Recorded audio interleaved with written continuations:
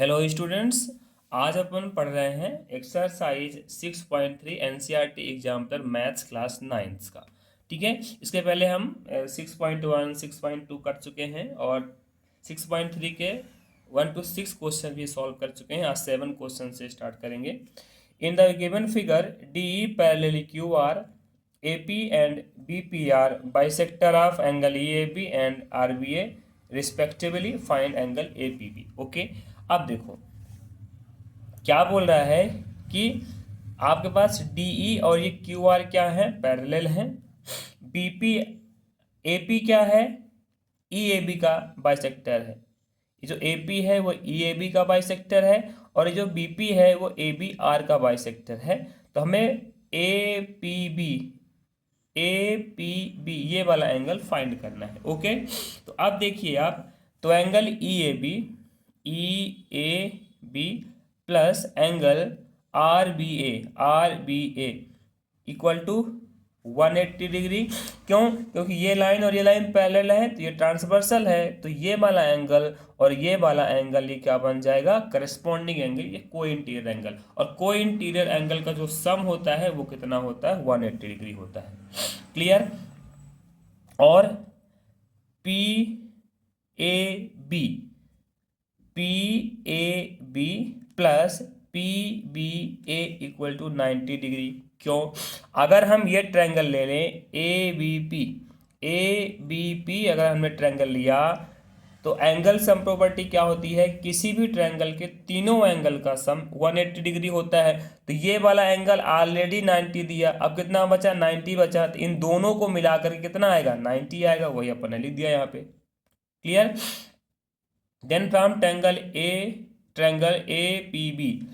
P B triangle ले लो तो क्या हो जाएगा, एंगल ए पी बी वो कितना होगा, 180 माइनस होगा इन दोनों एंगल के सम के इक्वल होगा, क्योंकि भाई टोटल तो 180 होता है ना। तो इन दोनों के सम के को क्या करेंगे, 180 से माइनस कर देंगे तो हमें ये दोनों एंगल का सम मिलेगा। फिर 180 माइनस 90 तो ए पी बी इक्वल कितना आ गया, 90 डिग्री आ गया। सिंपल सा था। ठीक है, ओके। अब यहाँ से देखो question number 8। The angles of a triangle are in ratio 2:3:4। Find the angles of the triangle. Let the angles, भाई रेशियो वाला तो 1 2 3 क्वेश्चन पहले भी कर चुके हैं अपन। तो 2:3:4 दिया है तो 2x 3x 4x हो गया। फिर इसके बाद क्या करते हैं, एंगल सम प्रॉपर्टी लगा देते हैं ट्रायंगल की। वो क्या होती है, sum of all angles, that is sum of all 3 angles of a triangle equal to 180 degree. तो 2x plus 3x plus 4x equal to 180। तो प्लस कर दो 9x इक्वल टू 180, तो x इक्वल टू 9 से डिवाइड कर दिया तो 9 2 जा 18, तो x इक्वल 20 आ गया। तो 2x कितना हो गया, 2 इंटू 20, क्योंकि x की वैल्यू 20 है। 2 into 20 equal to 40। 3x equal to 3 into 20 equal to 60 degree. 4x equal to 4 into 20 equal to 80 degree. Okay, तो इस तरह से अपन इन क्वेश्चंस को सॉल्व कर सकते हैं। अब क्वेश्चन नंबर 9 है, a triangle A B C is right angle at A, यहाँ पे राइट एंगल है। L is a point on B C such that A L perpendicular to B C. A L क्या है, B C पे perpendicular है। तो proof करना है कि B A L angle B A L equal to angle A C B that is ये वाला एंगल और ये वाला एंगल दोनों क्या है, इक्वल है। अब एंगल ए कितना दिया है, दैट इज ये पूरा एंगल कितना दिया है, 90 डिग्री का, और ए एल बी सी पे परपेंडिकुलर है। तो हमने क्या मान लिया, लेट ए बी सी अपन ने ये वाला जो एंगल है अपन ने कितना लेट कर लिया, ये एक्स है।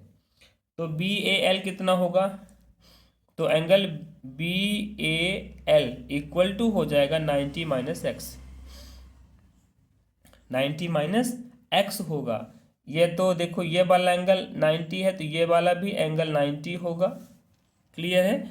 तो अब बचा हमारे पास ये वाला एंगल निकालने के लिए, तो ये हमने कितना मान लिया x, और ये कितना है 90, तो कितना हो गया 90 प्लस एक्स इक्वल टू ये वाला एंगल हमको चाहिए। तो क्या करना पड़ेगा, 90 में से माइनस कर देंगे उसको। कैसे, देखो क्या हुआ, ये एंगल ले लो in triangle A B L, तो क्या होगा, angle B plus angle ALB plus angle BAL, ये नहीं इक्वल टू कितना होगा 180 होगा। एंगल बी हमने कितना माना x, ALB कितना दिया है 90, तो एंगल BAL हमको चाहिए, तो BAL इक्वल टू हो जाएगा 189, उधर ट्रांसपोज कर दो तो एंगल BAL हो जाएगा, 90 उधर गया तो 180 से माइनस हो जाएगा तो 90 बचेगा, और x उधर गया तो 90 माइनस x हो जाएगा। ठीक है, तो BAL या CAL, क्योंकि बाइसेक्टर है तो AL और CAL और BAL दोनों क्या हो जाएंगे, इक्वल हो जाएंगे। तो ये हो गया BAL 90 माइनस x हो गया। एज एंगल A कितना है x, तो एंगल CAL कितना हो जाएगा 90 माइनस x, दोनों इक्वल हो गए। सिंपल सा है। ठीक है, समझ में नहीं आएगा अगर आपको तो आप कमेंट्स करके पूछ भी सकते हैं, तो उसको हम और डिटेल से समझा देंगे, क्योंकि सिंपल क्वेश्चन है इसलिए थोड़ा सा कम टाइम दे रहा है इस पर। फिर क्वेश्चन नंबर 10 है, two lines are respectively perpendicular to two parallel lines so that they are parallel to each other. Two lines are respectively perpendicular, two lines क्या है, एक दूसरे पे परपेंडिकुलर हैं टू द पैरेलल लाइन्स, और उसमें से दो क्या है पैरेलल लाइन्स के परपेंडिकुलर हैं, तो शो करना है कि they are parallel to each other. तो टू लाइन्स PNN, P ले लिया और क्या ले लिया N, ये दोनों क्या हो गई एक दूसरे पे परपेंडिकुलर है। दोनों क्या है, ये लाइन और ये लाइन, दोनों लाइन क्या है पैरेलल हैं, और ये लाइन और ये लाइन, ये इस लाइन को परपेंडिकुलर है और ये इस लाइन पे परपेंडिकुलर है। ठीक है, तो प्रूव करना है कि जो ये परपेंडिकुलर लाइंस आ रही हैं दो, दैट इज, इसमें सिंपल सा था कि हमारे पास एक ये लाइन और ये लाइन दोनों पैरेलल हैं, एक लाइन इसको परपेंडिकुलर है और एक लाइन इसके परपेंडिकुलर है, तो जो ये परपेंडिकुलर हमने ड्रॉ किया है ये लाइन और ये दोनों पैरेलल हैं, ये प्रूव करना है। तो टू प्रूव दिस, तो n परपेंडिकुलर टू m है, क्लियर है ना, n क्या है m पे परपेंडिकुलर है, n m पे परपेंडिकुलर है, तो ये जो एंगल 1 बनेगा वो कितना बनेगा 90 डिग्री का बनेगा, क्लियर है क्योंकि परपेंडिकुलर है। ऐसे ही जो ये p है वो l पे परपेंडिकुलर है, तो एंगल 2 यहाँ पे जो बन रहा है वो भी 90 डिग्री का बनेगा। अब सिंस l और m क्या है पैरेलल है, ये अपने को गिवन है, तो 2 और 3 क्या होंगे इक्वल होंगे, 2 और 3 इक्वल होंगे। क्यों होंगे इक्वल भाई, करस्पॉन्डिंग एंगल से, क्योंकि ये लाइन और ये लाइन पैरेलल हैं इसलिए इक्वल हो गए। तो एंगल 2 इक्वल टू एंगल 3, और एंगल 2 कितना दिया है 90, तो एंगल 3 भी 90 का हो जाएगा। तो from first second and third देखो 2 3 के इक्वल है और वो 90 डिग्री का है, और 1 भी 90 डिग्री का है, 2 भी 90 डिग्री का है, दैट इज 1, ये 90 डिग्री किसका है 1 का भी है, तो 1 के इक्वल हो जाएगा। तो angle 1 angle 2 equal to angle 3 equal to 90 degree किसका है 1 का है, तो एंगल 1 हो गया, तो 1 और 3 इक्वल हो गए।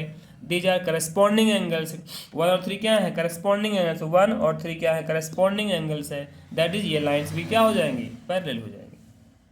क्लियर है, तो इस तरह से इन क्वेश्चंस को आप सॉल्व करें। और इसके बाद अपन 6.4 का जो सेकंड क्वेश्चन था वो कर चुके थे, और जो बचे हुए क्वेश्चन है उसको हम नेक्स्ट वीडियो में सॉल्व करेंगे। Thank you.